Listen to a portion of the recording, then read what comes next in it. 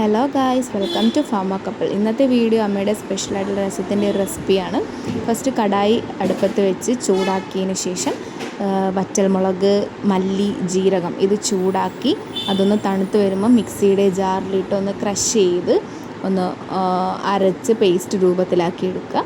അതിൻ്റെ കൂടെ തന്നെ നമ്മൾ ചെയ്യേണ്ട ഒരു കാര്യം എന്ന് പറയുന്നത് തക്കാളി, പുളി, ഉപ്പും കൂടി ഇട്ട് ഞെവിടി മാറ്റി വെക്കുക. അത് ഈ വീഡിയോയിൽ ഉൾപ്പെടുത്തിയിട്ടില്ല.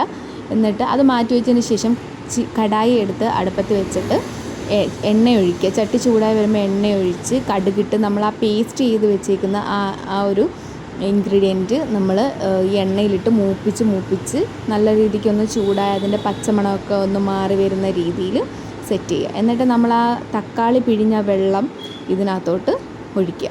ഒഴിച്ചതിന് ശേഷം നമ്മൾ അതിനകത്തിടേണ്ടത് മഞ്ഞൾപ്പൊടി, കറിവേപ്പില, ഉലുവാപ്പൊടി, കായം ഇതെല്ലാം കൂടി ഇട്ട് ഒന്ന് ഇളക്കി വെക്കുക.